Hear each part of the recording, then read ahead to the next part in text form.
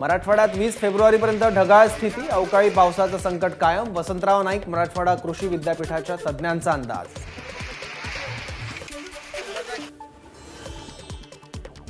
काल रात्री गोंदियात अवकाळी पावसाची जोरदार हजेरी. अर्जुनी मोरगाव तालुक्याला पावसानं झोडपलं. वादळी वाऱ्यासह झालेल्या पावसामुळे मक्याचं पीक जमीनदोस्त. आम्रवृक्षाला आलेला मोहरही गळून पडला, त्यामुळे शेतकऱ्यांवर उपासमारीची वेळ. अवकाळी पावसाचा गोंदिया जिल्ह्यातील शेतकऱ्यांनाही फटका. पावसामुळे मका पीक जमीनदोस्त. शेतकऱ्यांच्या हातातोंडाशी आलेला घास हिरावला. यवतमाळ जिल्ह्यातील उमरखेड, महागाव, बाभुळगाव तालुक्याला गारपिटीचा तडाखा. हरभरा, गहू, तूर पिकांचं नुकसान. तातडीनं पंचनामे करून नुकसान भरपाई देण्यात यावी, शेतकऱ्यांची मागणी. यवतमाळच्या बाभुळगाव तालुक्यातील महमदपूरमध्ये पंचनाम्यासाठी आलेल्या कर्मचाऱ्यावर शेतकऱ्यांचा संताप. केवळ सर्वे करून कागद काळे करत असल्याचा आरोप. नुकसान होत आहे मात्र मदत मिळत नसल्यानं आत्महत्येची वेळ आल्याचं सांगत शेतकरी भाऊक.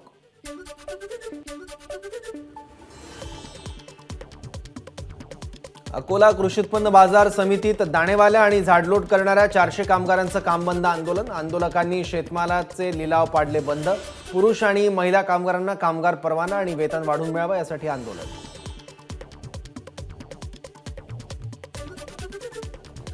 पंढरपुरात विठ्ठल रुक्मिणीच्या विवाह सोहळ्याची लगबग. मंदिर आणि परिसराला विद्युत रोषणाई.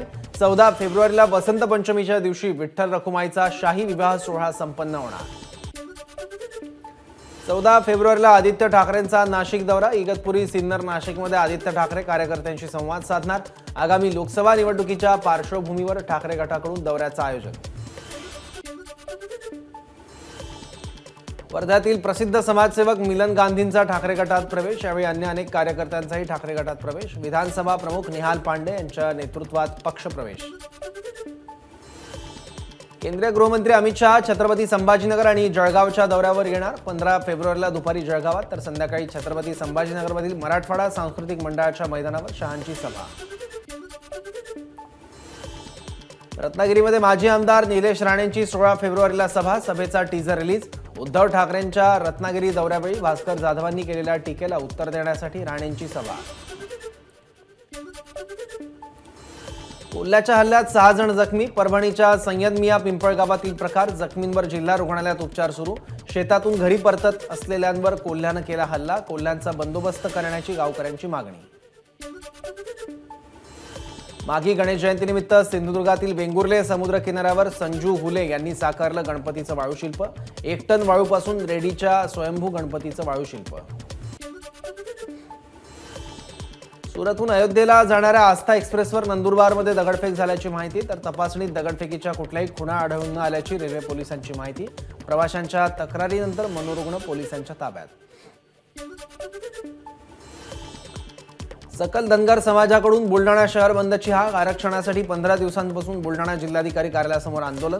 धनगरांना आरक्षण लागू करा या मागणीसाठी मोर्चा. पोलिसांचा चोख बंदोबस्त. वर्ध्याच्या देवळी तहसील कार्यालयावर युवा संघर्ष मोर्चाचं अर्धनग्न आंदोलन. गारपीटग्रस्त शेतकऱ्यांना सरसकट मदत देण्याची मागणी. अर्धनग्न अवस्थेत प्रशासनाला दिलं निवेदन.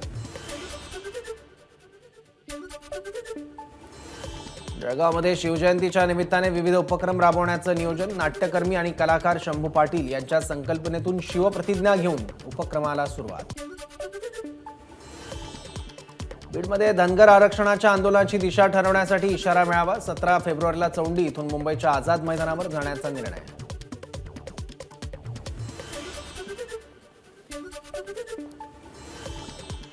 भंडाऱ्यात कारच्या धडकेत कल्पना हाडगे या महिलेचा मृत्यू.